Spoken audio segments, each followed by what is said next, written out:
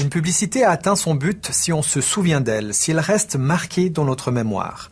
La mémoire, c'est justement un espace qu'on a cru pendant longtemps inviolable. Mais en réalité, aujourd'hui, les chercheurs savent que nos souvenirs sont malléables et qu'il est donc possible de les manipuler. Le professeur Martial van der Linden de l'Université de Genève est un des quelques spécialistes mondiaux de la mémoire et de ses mécanismes.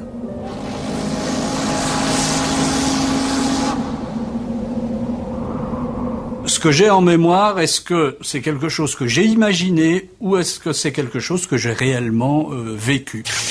Le professeur Van der Linden a mis au point une expérience qui prouve combien il est facile de confondre la réalité avec l'imaginaire. On projette à des spécimens plusieurs mots de la même famille, par exemple des vocables associés à l'idée de montagne, mais sans jamais leur montrer le mot montagne. On leur demande ensuite s'ils se souviennent des mots qu'on leur a présentés, et cette fois-ci, on y inclut le mot montagne. Au final, la plupart des spécimens se disent certains d'avoir vu ce mot. En ayant vu les différents mots reliés au mot montagne qui n'a pas été présenté, la personne, elle a généré, ou le mot a été associé automatiquement, elle a vu une montagne, ou elle a associé tout ça au mot montagne.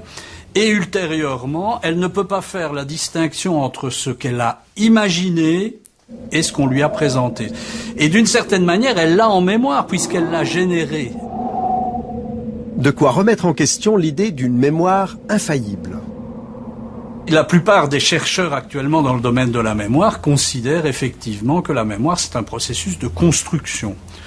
Quand on met en mémoire, on construit un souvenir en fonction de nos croyances, de nos valeurs, de nos buts, de nos conflits. Et de la même manière, quand on récupère un souvenir, on va récupérer ce qui correspond à nos buts, nos croyances, nos valeurs. Donc c'est vraiment un processus de construction. On est loin de la métaphore de l'ordinateur ou de l'appareil photographique. Vous voulez dire quoi, du disque dur qu'on aurait... Voilà, on construit nos souvenirs. Une chercheuse américaine a poussé l'exercice plus loin. Elle a réussi à implanter sciemment dans la mémoire de plusieurs personnes le souvenir d'événements qui ne s'étaient jamais produits. L'une des choses qui m'a impressionnée, c'est que lorsque nous avons essayé d'implanter des souvenirs totalement faux dans la tête des gens, j'ai pu constater à quel point c'était facile à faire. Par exemple, nous avons réussi à faire croire à des gens que lorsqu'ils avaient 5 ou 6 ans, ils s'étaient perdus dans un centre commercial, en leur mentionnant un lieu précis et en citant des personnes présentes. Nous avons réussi à ce que ces gens se souviennent de cette expérience qui était totalement inventée. Et pour y parvenir, nous leur avons dit que leur mère ou leur père nous avait raconté ce qui leur était arrivé quand ils avaient 5 ou 6 ans. Et nous leur avons demandé ce dont ils se souvenaient.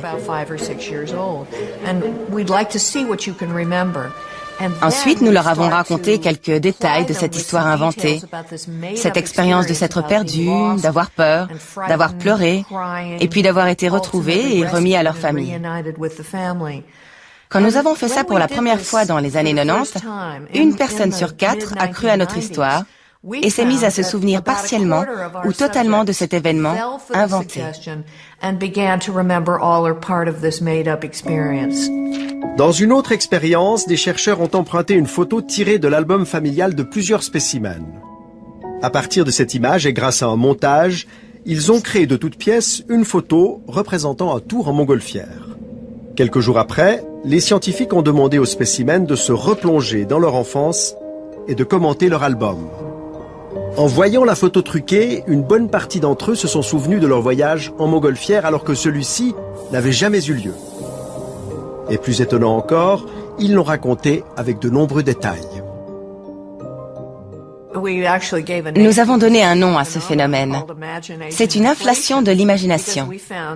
Parce que notre recherche a démontré qu'en incitant par exemple des gens à imaginer qu'ils étaient tombés quand ils étaient petits et avaient cassé une vitre avec leurs mains, on les amène à être plus confiants et à croire plus tard que cet événement est réellement arrivé. C'est donc à ça que peut aboutir l'imagination. Et lorsqu'on demande plus tard à ces gens s'ils ont cassé une fenêtre, ça résonne en eux comme quelque chose de familier. Ils croient que c'est vraiment arrivé.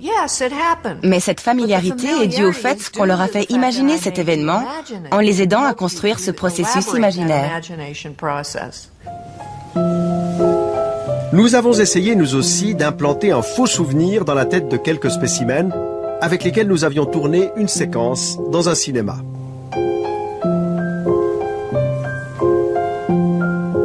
Quelques mois plus tard, nous les avons invités à un apéritif. À cette occasion, nous leur avons raconté une fausse anecdote soi-disant survenue lors du tournage. Nous leur avons fait croire que Luna, une petite fille devenue notre complice pour l'occasion, était présente dans le cinéma ce jour-là. Moi, je me souviens de toi, Luna. Et qu'elle avait renversé du café sur le pantalon de Luigi. Heureusement que tu te rappelles toi aussi. Au cinéma? Vous étiez là, vous, quand Luna nous servait les cafés, puis c'est avant qu'on tourne, quoi. Elle a renversé le truc. Pour bien implanter ce faux souvenir dans leur mémoire, nous avons utilisé une vraie photo du tournage, mais en y ajoutant la petite Luna. Durant l'été, nous avons envoyé ce photomontage parmi d'autres photos souvenirs à nos spécimens.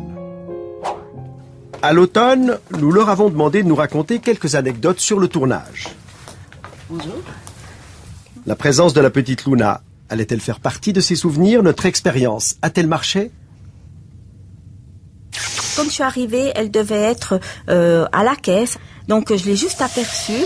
Elle était dans la cage à l'entrée, où il y avait les biscuits, où on servait les cafés. Hein. Mais après, je me rappelle vraiment pas. Caroline, elle, ne se souvient pas de la tache de café, mais elle garde un souvenir très précis de Luna. Alors, Luna, je me souviens plutôt comme une petite fille un peu timide. Je l'ai pas personnellement beaucoup côtoyée pendant cette journée-là. Je me souviens d'elle quand elle est entrée dans le cinéma. Et je me souviens d'elle parce qu'elle voulait se rendre utile en aidant à distribuer les cafés. Donc elle a été rejoindre Chloé dans la petite cuisine et à la cafetière.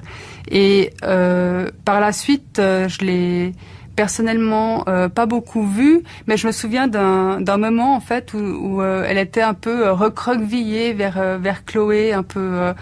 Donc je l'ai sentie assez timide en fait, et c'est l'image que j'en ai gardée d'elle. C'était une petite fille, visage un peu triste, en tout cas un peu fermé vers la machine à café. Durant cette interview, ce qu'on a essayé de faire avec vous, c'est de vous faire rappeler d'un souvenir qui est faux.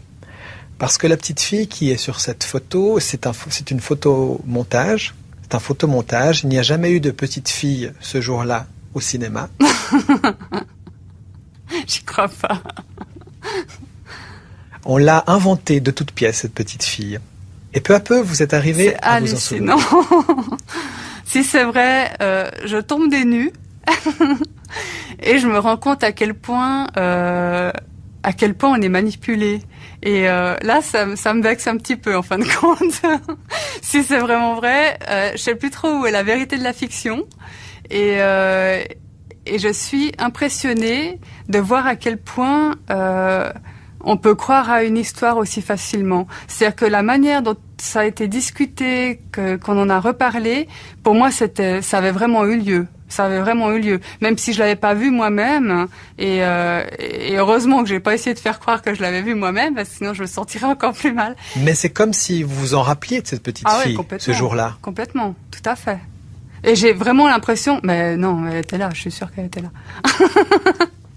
Parce que je la revois vraiment vers la machine à café, donc j'ai vraiment cette image extrêmement présente à l'esprit. Donc j'ai de la peine à imaginer qu'elle puisse ne pas avoir été là ce jour-là. Pour vous, elle était là? Pour moi, elle était là. Comme Caroline, personne n'est à l'abri d'un faux souvenir. Et votre mémoire en est certainement pleine. Vous pouvez donc vous demander comment faire pour distinguer un souvenir réellement vécu d'un souvenir inventé.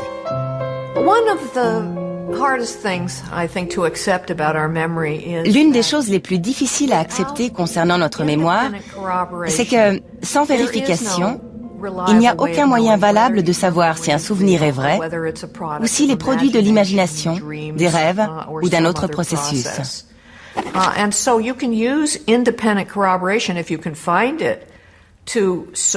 Alors si on trouve un événement objectif qui prouve que le souvenir est faux, par exemple une impossibilité sur le plan géographique, biologique ou psychologique,